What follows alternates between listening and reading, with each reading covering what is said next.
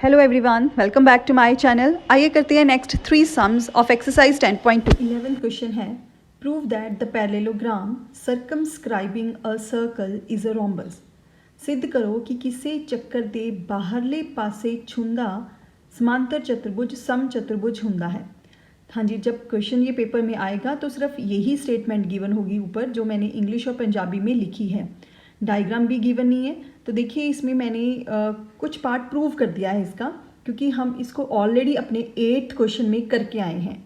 जो 8th question में किया है वैसी डायग्राम बनाई है मैंने, और वहाँ पर जो प्रूव किया था वही प्रूव किया है। तो देखते हैं सबसे पहले गिवन ABCD एक हमें पैरेललोग्राम मतलब समांतर चतुर्भुज गिवन है जो चक्कर को बाहरले पासे छुंदा है, सर्कमस्क्राइबिंग अ सर्कल।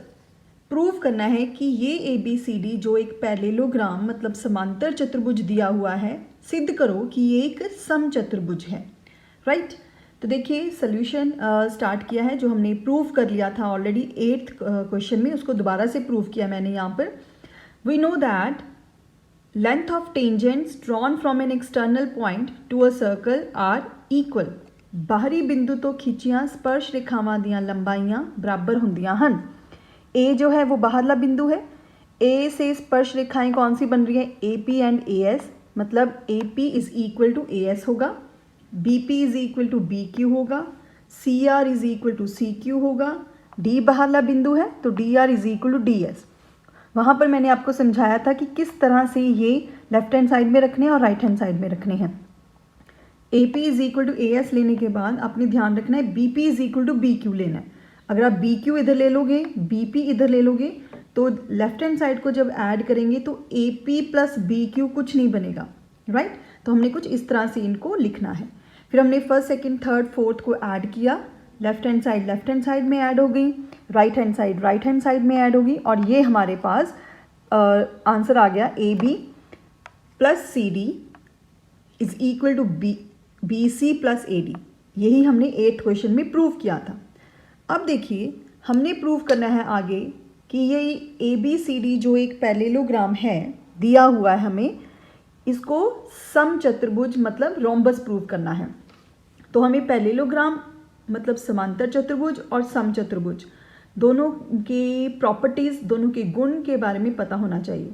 समांतर चतुर्भुज क्योंकि यहाँ पर साइड्स की बात हो रही है, भुजाओं की बात हो रही है, तो समांतर चतुर्भुज में सन्मुख भुजाएं मीन्स ऑपोजिट साइड्स इक्वल होती हैं, और समचतुर्भुज में सारी साइड्स इक्वल होती हैं, सारी भुजाएं इक्वल होती हैं। तो देखिए जैसे कि हमें दिया हुआ है ABCD is a parallelogram, ABCD एक समांतर चतुर्भुज है।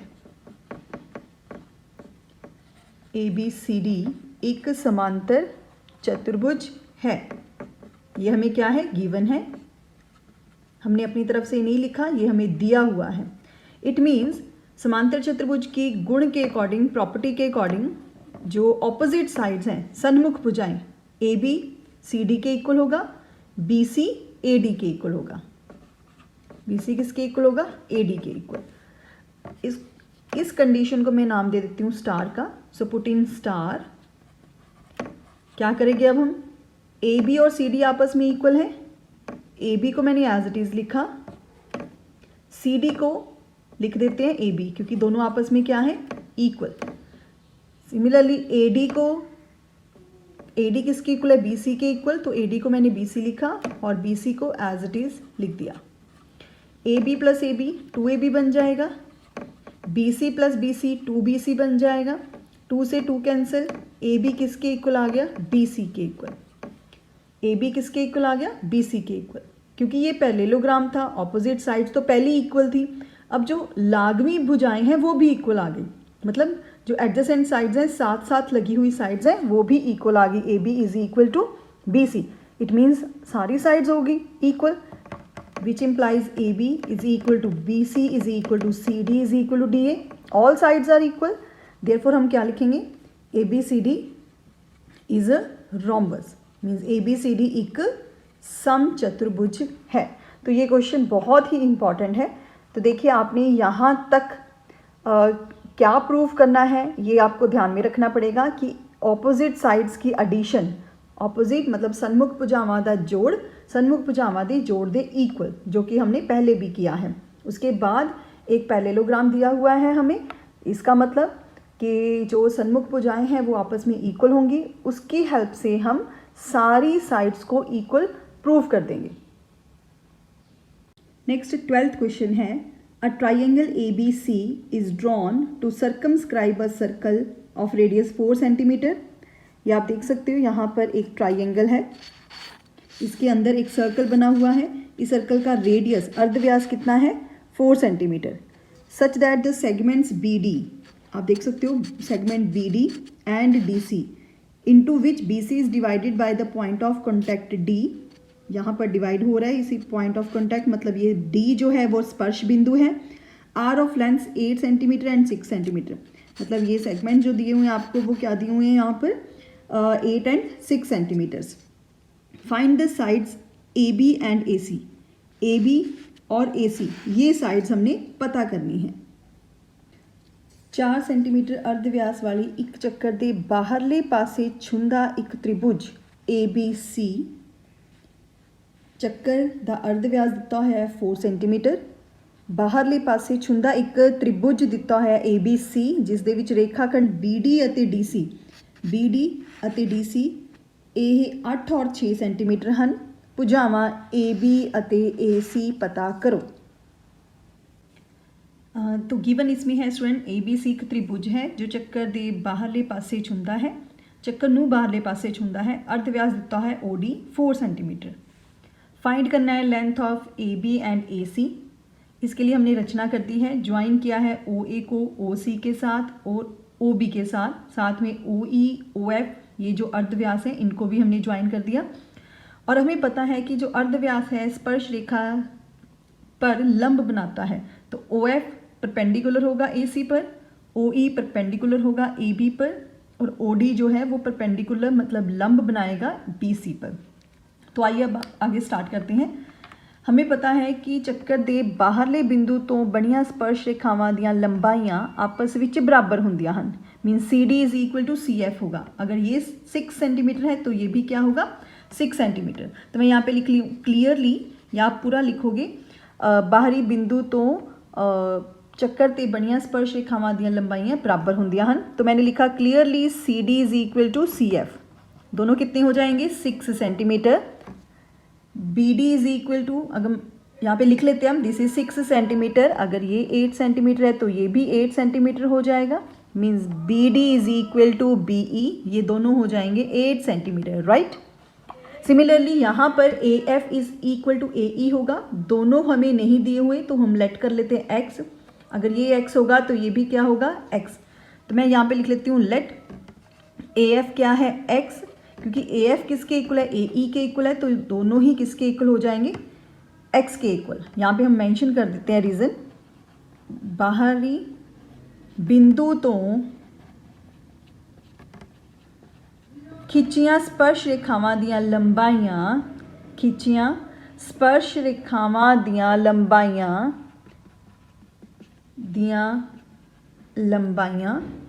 बराबर हुंदियां हन, या किसी ਚੱਕਰ ਤੇ खिंचियां स्पर्श रेखावां दियां लंबाइयां बराबर हुंदियां हन, राइट। तो ये हमारे पास कुछ इस तरह से साइड्स आ जाएंगी। अब हम इनको कंबाइन करके लिख लेते हैं। देयरफॉर AC जो है वो देखो कितना आ गया कंप्लीट AC, ये आ जाएगा 6 प्लस X, या X प्लस 6 भी लिख सकते हो, 6 प्लस X सेंटीमीटर। AB कितना आ गया हमारे पास 8 प्लस X, AB आ जाएगा 8 प्लस X सेंटीमीटर, राइट। उसके बाद BC कितना आएगा, BC हो जाएगा हमारे पास 8 प्लस 6, इसको तो सिंपली हम ऐड कर सकते हैं 14 सेंटीमीटर। तो देखिए हमने AC और AB निकालना था, उसमें हमें 6 प्लस X 8 प्लस X इस फॉर्म में आ गया है। सिर्फ हमें चाहिए अब X की वैल्यू। अब हम जो भी काम करेंगे, जो भी आगे फर्दर इसका सोल्यूशन फाइंड आउट करेंगे वो किस पे होगा, X को फाइंड आउट करने के लिए होगा। तो देखिए जब हमें किसी एक ट्राइंगल की 3 साइड्स गिवन होती हैं, यहाँ पे 3 साइड्स होगी AC AB BC, तो वहाँ पर हम हीरोन्स फार्मूला लगाते हैं जो 9th क्लास में आप करके आए हो। तीनों साइड्स की एडिशन सबसे पहले एस निकालेंगे जिसको सेमी पेरीमीटर मीन्स अर्ध परिमाप कहते हैं। तीनों साइड्स की एडिशन डिवाइडेड बाय 2। 8 + 8 14 + 14 यह आ जाएगा 28 + 2x डिवाइडेड बाय 2। हाँ जी 2 कॉमन निकाला यहाँ से 19 यहाँ पर आएगा 14 + x डिवाइडेड बाय 2। 2 से 2 कैंसिल। सो s कितना आ गया हमारे पास 14 + x। यह आ गया हमारे पास सेमी पेरीमीटर। अब हम निकालते हैं इस ट्राइंगल का एरिया हीरोन्स फार्मूला से, जहाँ पे हमने s जो है वो निकाल लिया है ऑलरेडी। हाँ जी तो देख सकते हो आप area of triangle ABC by Heron's formula वो होता है √s s - a s - b s - c। तो s है हमारे पास यहाँ पर 14 + x s - a means s है 14 + x माइनस a किसी भी एक साइड को a कह लेते हैं। 6 + x है, बाहर माइनस है तो माइनस दोनों के साथ जाएगा कुछ इस तरह से। s - b means 14 + x b इसको b कह देते हैं दूसरी साइड को -8 - x।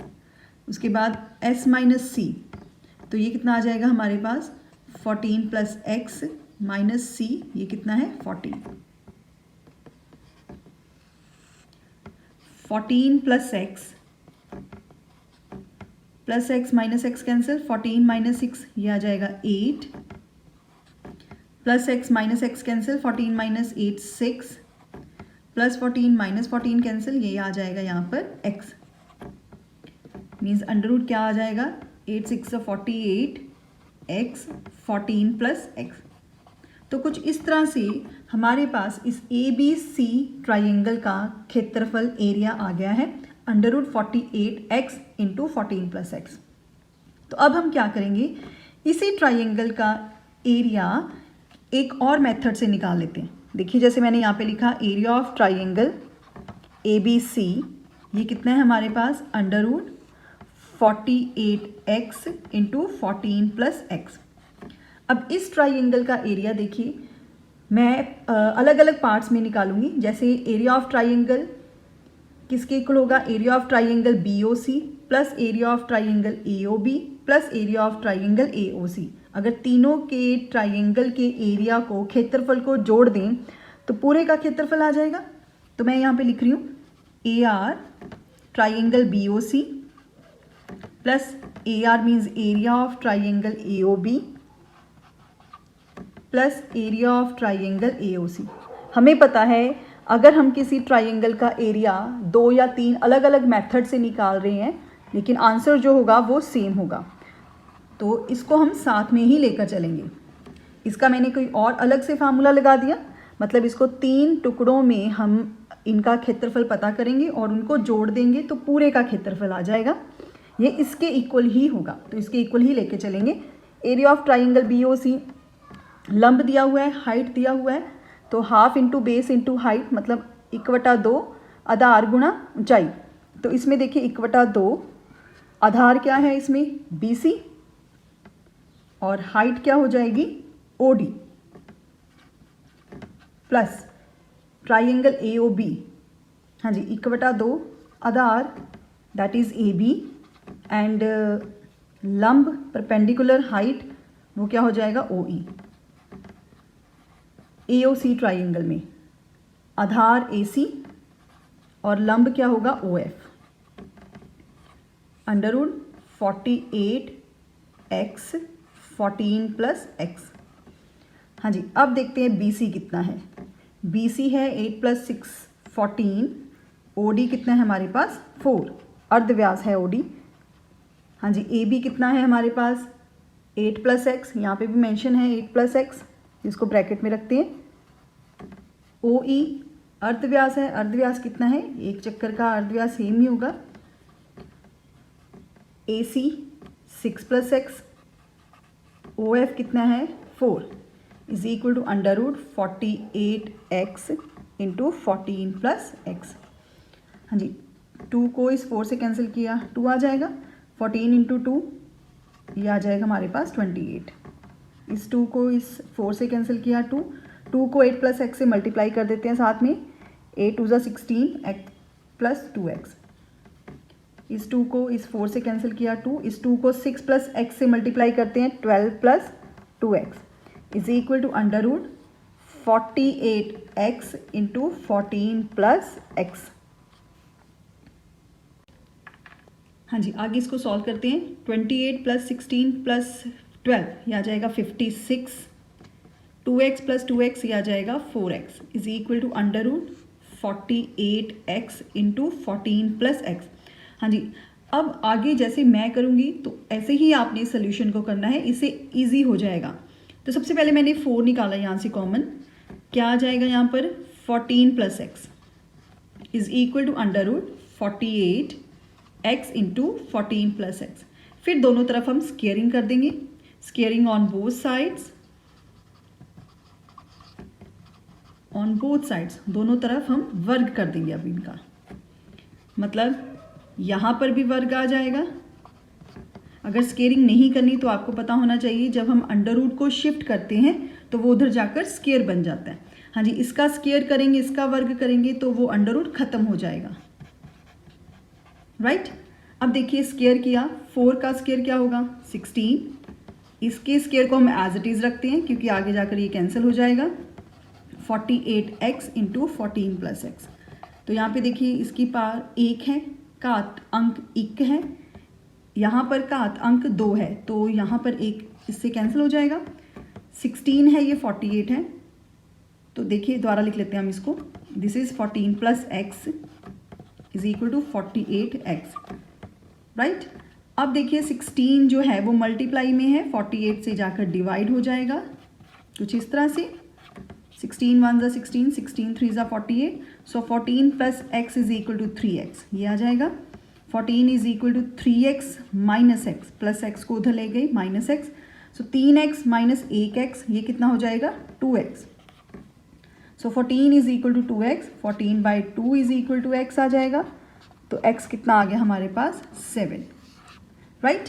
अब हमने पता करना है ए बी जो कि हमारे पास था 8 + x की वैल्यू आ गई है 7, तो 8 + 7 हो जाएगा, 8 + 7 क्या होता है 15, तो ए बी आ गया हमारे पास 15 centimetre.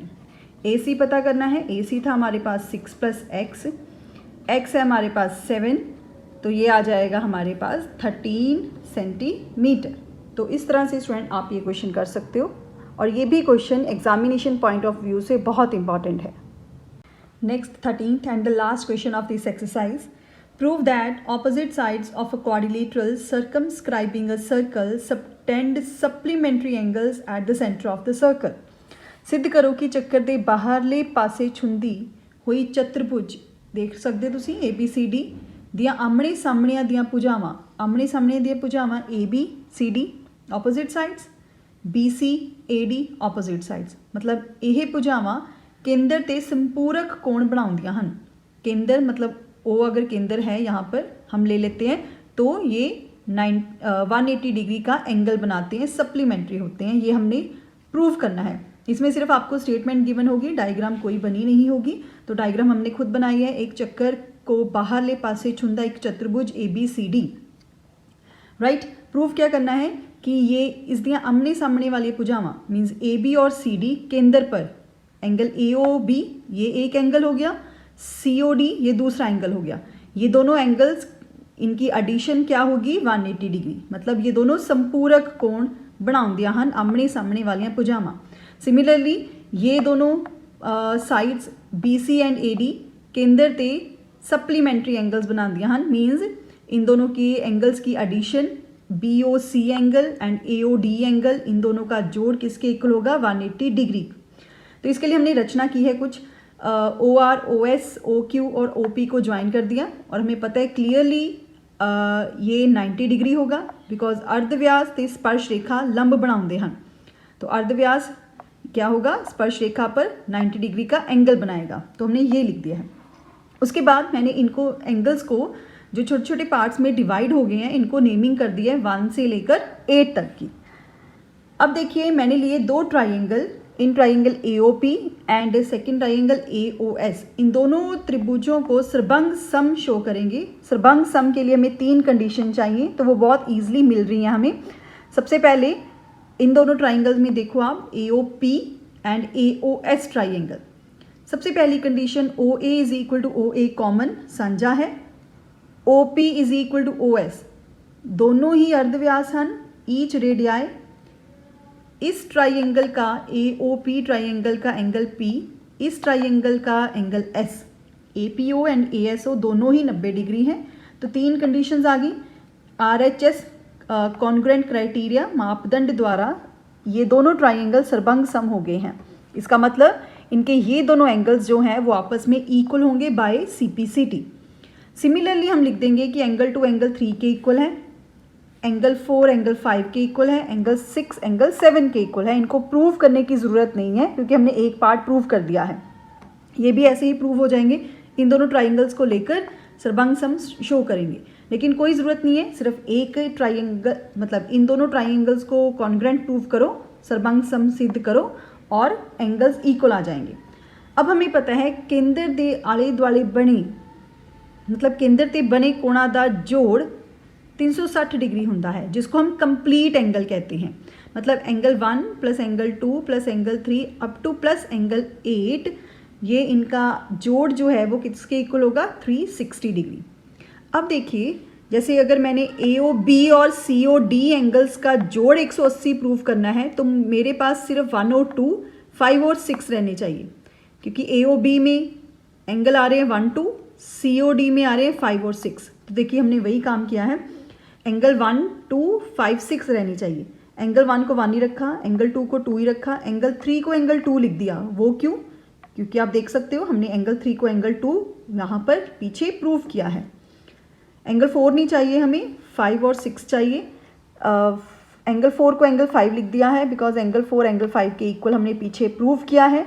Angle 5 as it is, angle 6 as it is, हमें एंगल 7 भी नहीं चाहिए। एंगल 7 किसके इक्वल, एंगल 6 के इक्वल, तो एंगल 7 को एंगल 6 लिख दिया। एंगल 8 भी नहीं चाहिए, एंगल 8 एंगल 1 के इक्वल है। कोण 8 कोण 1 के इक्वल है, तो आपने इन्होंने बराबर लिख दिता, राइट। अब देखिए सारे एंगल्स 2 2 टाइम्स हैं। एंगल 1 एंगल 1 2 एंगल 1 बन जाएगा, एंगल 2 एंगल 2 2 एंगल 2, ऐसे ही 2 एंगल 5 2 एंगल 6। टेक 2 कॉमन लिया, यहाँ पर आके डिवाइड कर दिया, 180 आ गया। हमारे पास यहाँ पे रह गया एंगल 1 प्लस एंगल 2, जिसको हमने लिख दिया एंगल AOB। 1 प्लस 2 ये दोनों एंगल्स क्या बन रहे हैं, angle AOB। Similarly angle 5 plus angle 6 COD, 5 और 6 ये क्या बन रहे हैं, COD। तो AOB प्लस COD एंगल्स का जोड़ किसके इक्वल आ जाएगा, 180 डिग्री। सिमिलरली आप ये भी लिख सकते हो, आगे सिद्ध करने की ज़रूरत नहीं है, सिमिलरली डाल के लिख सकते हो। जैसे हमने ये सिद्ध किया है वैसे ही AOD प्लस BOC किसके इक्वल हो जाएगा, 180 डिग्री। तो इसके साथ स्टूडेंट्स हमारी ये एक्सरसाइज कंप्लीट होती है। ये जितनी छोटी एक्सरसाइज है उतनी ही इंपॉर्टेंट है, तो इसका हर एक क्वेश्चन करना बहुत ज़रूरी है। Thank you.